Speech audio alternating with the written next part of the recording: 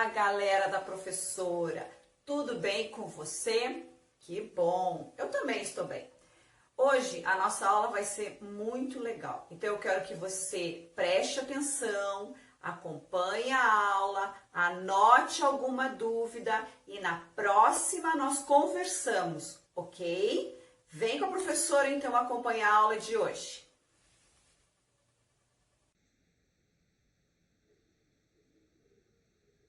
Agora que você está acompanhando a professora, por favor, abra sua apostila, certo? Na página 36. Dê uma olhadinha ali, que ali tem uma tirinha do Robert Louis Stevenson. E ali eu tenho uma cena de 3 personagens, certo? Poderia ser em qualquer época, isso aqui, em qualquer praça, mas são velhos amigos que estão ali comentando algum assunto do jornal. E aí um diz para o outro, né? No meio tem o senhor lendo um jornal e os amigos estão ao lado. No mundo em que todos os grandes cérebros pensam da mesma forma, sempre se pode contar com Ernie para uma opinião independente. Ele faz uma afirmação, certo? É o Frank e o Ernest aqui. Então o Frank faz uma afirmação aqui, né? Para refletir um pouquinho. Lembrem-se que tirinha, charge, cartoon, história em quadrinhos, o objetivo dela quando está dentro de um texto é fazer uma crítica social, política, econômica ou relacionamentos. E aqui eu tenho na abertura deste módulo, uma vez que estamos trabalhando a argumentação, que é a discussão de problemas sociais, aqui tem uma crítica a um problema que é pertinente, certo? E aí eu tenho a primeira pergunta sobre esse texto que diz o seguinte: o que Ernie teria dito na tira? Por que o outro cidadão que lia o jornal demonstrou antipatia pelo comentário? Certo? Ele ficou quieto, com aquela cara assim, né? Pensativo, indagando. E aí eu tenho então a resposta da primeira. Ernie teria dito algo diferente à opinião expressa no jornal. E o outro cidadão ele demonstrou estranhamento causado pela fala de Ernie que não está explícito na tira, certo? Aí na questão 2, por que Frank considera Ernie possuidor de uma opinião independente? Vejo que está entre aspas isso, certo? Bom, por quê? Porque o Ernie ele não reproduz uma opinião semelhante à do jornal, uma vez que procura pensar o mundo de uma forma autônoma, diferente, certo? Muito bem, vamos continuar. Agora a questão 3. Tirinhas traduzem e criticam algumas situações por meio do humor. E este humor não é para dar gargalhada, é para você pensar, certo? Que crítica o autor colocou na boca de Frank? Você concorda com o personagem? Então vamos ver. O que você colocou? Quando ele diz os grandes cérebros pensam da mesma forma, ela generaliza.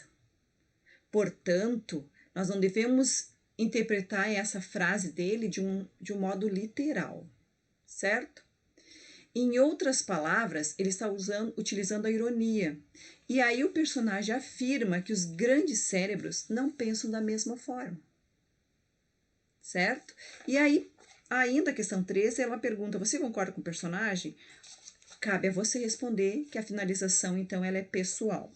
Agora, eu preciso que você, nós corrigimos a página 36, vá lá na página 38 aí, onde nós temos aqui a resenha de um filme, O Menino do Pijama Listrado, certo?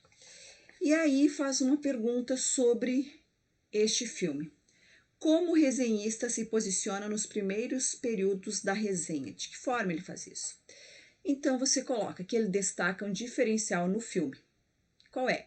Trazer o horror da guerra pelos olhos de uma criança. Quem faz o papel de um ator novato, mas com atuação comovente e impressionante, segundo o resenhista, certo? Aí eu tenho a questão 5 na página 38. Em que outro momento ele volta a qualificar o filme e sob que perspectiva ele faz isso? Então vamos ver quando que ele faz.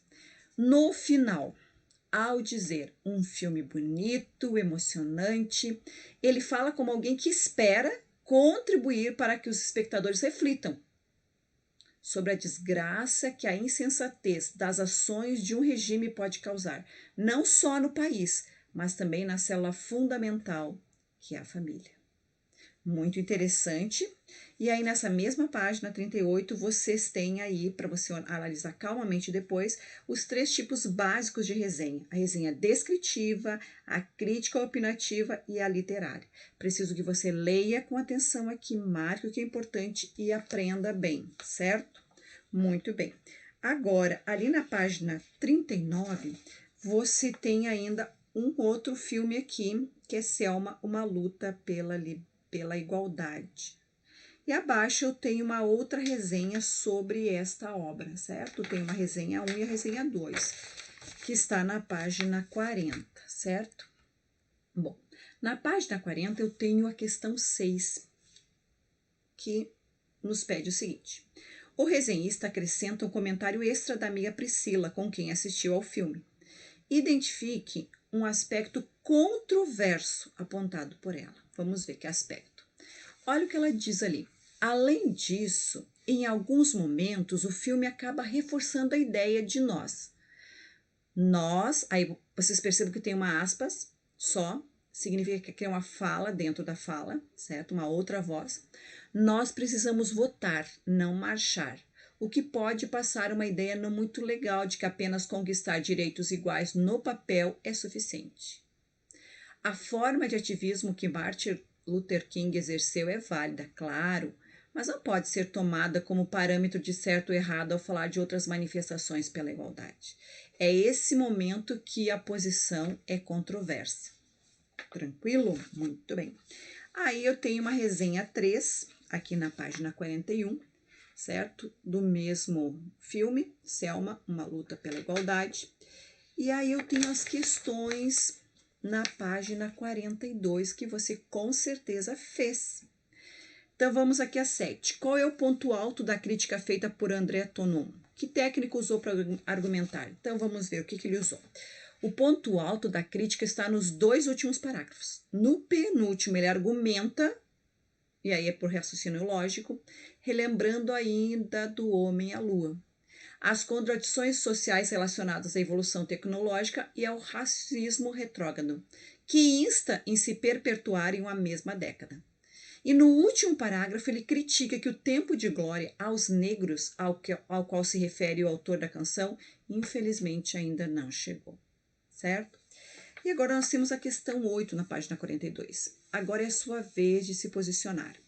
Assista o filme, selecione um ponto ou uma questão que pode ser objeto de crítica contundente, certo? Bom, o que aconteceria aqui? Aqui é uma questão para você fazer de forma pessoal. Então, assista esse filme.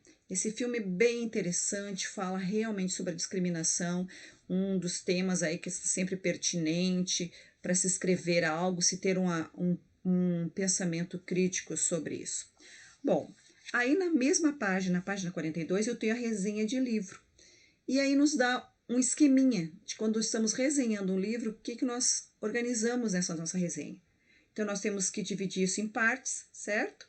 Onde aqui ele dá a sugestão que a gente faça em 5 partes, para que a gente possa organizar melhor a nossa escrita.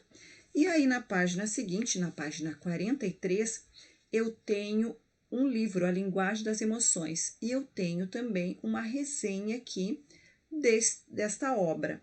E na página 43, então, que é o que nós vamos corrigir agora, você tem a questão 9, que leva você a pensar.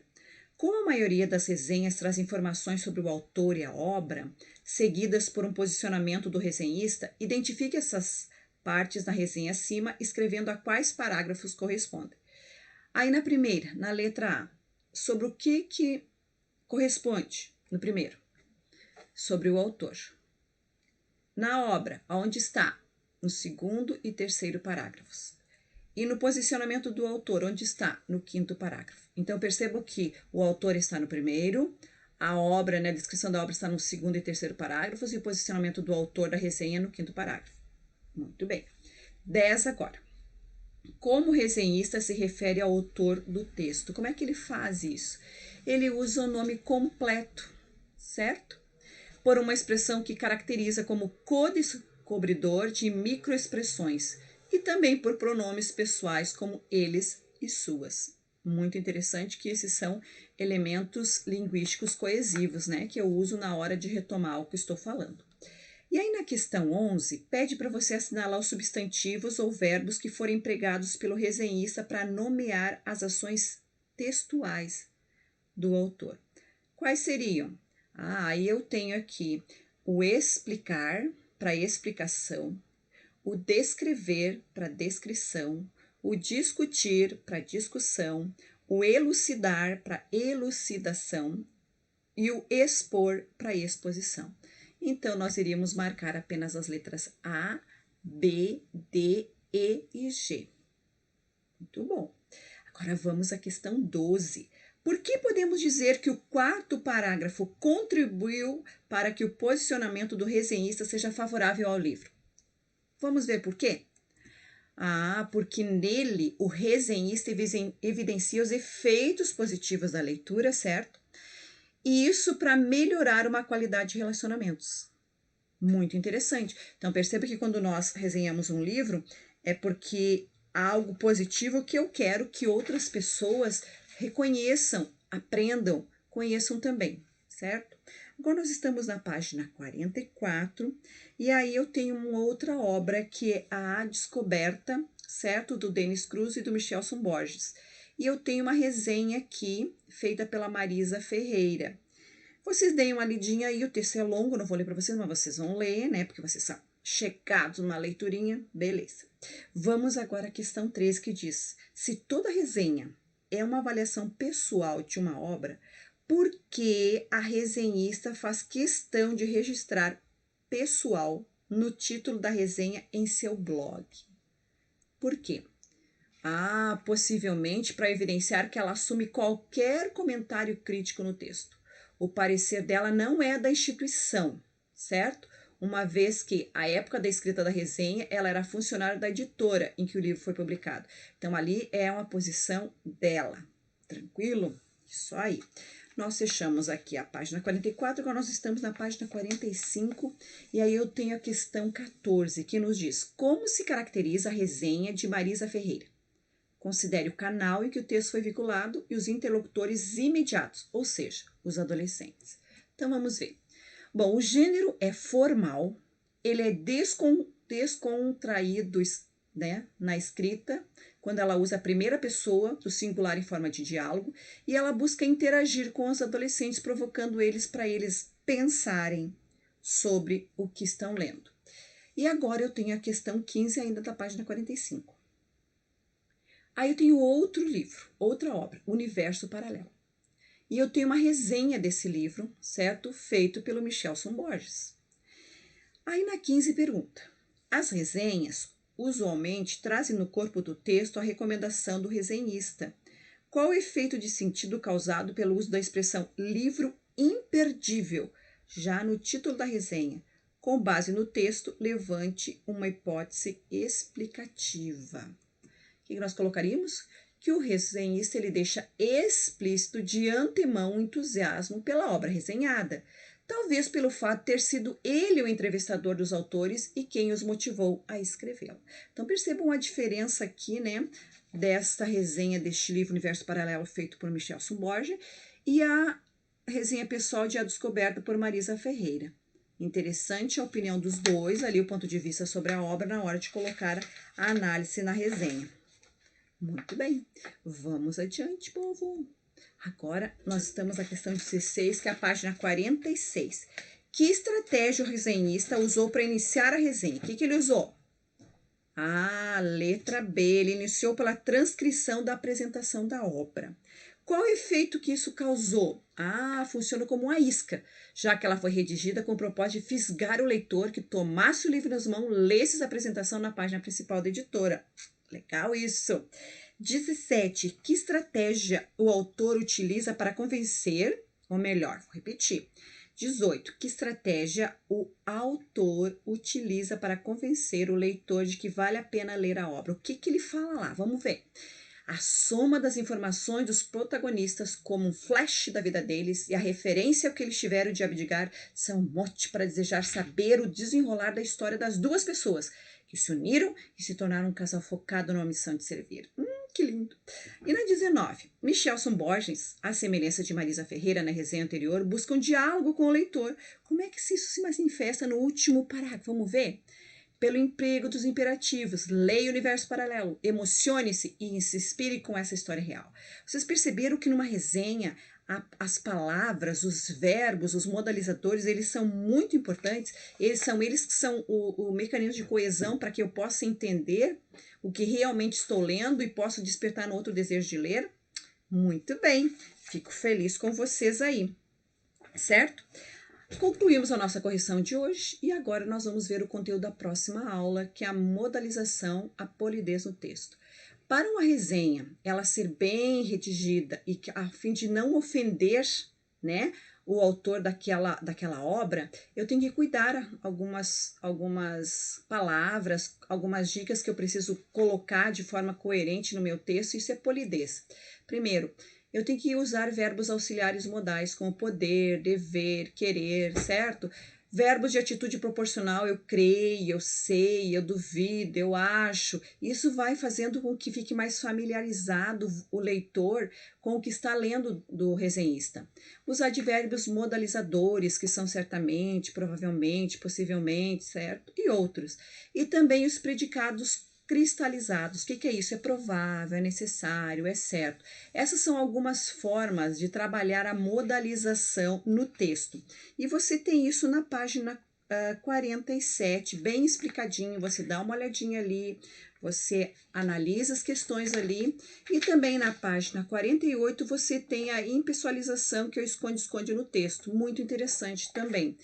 Esse é o início do nosso conteúdo da próxima aula. Acredito que você vai ler, vai marcar o que é interessante e vai fazer as atividades propostas, certo? Depois vamos corrigir e tirar as dúvidas. Muito bem. Concluímos, vai lá, comemora. Uhul, a aula hoje foi top, professora. Muito bem. Beijos para vocês. A gente se vê na próxima aula de produção textual. Beijinho, gente.